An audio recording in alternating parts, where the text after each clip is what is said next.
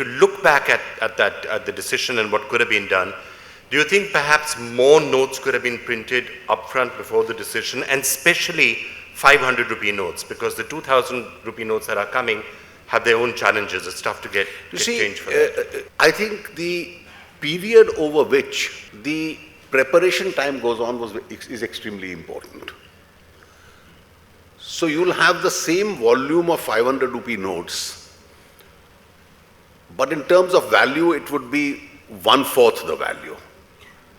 And therefore, if you require a certain level of printing in terms of value, not in terms of just volume of currency, in a replacement, the higher denomination made it easier, because that printing then would take half the time. You know, when you're talking about how long this period is going to take now to replace all the currency, now we've seen estimates ranging from 4 months to 7 months.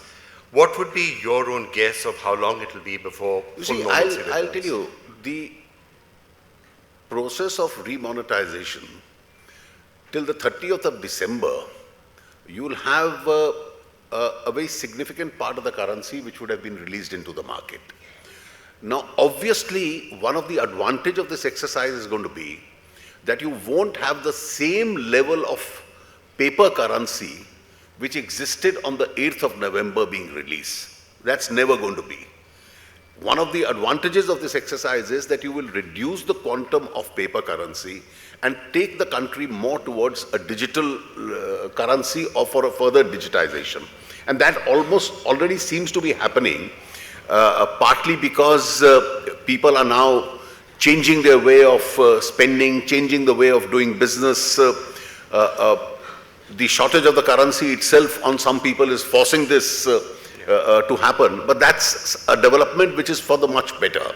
So the volume of formal trade, the volume of business, all this will grow in size, but the level of paper currency will shrink.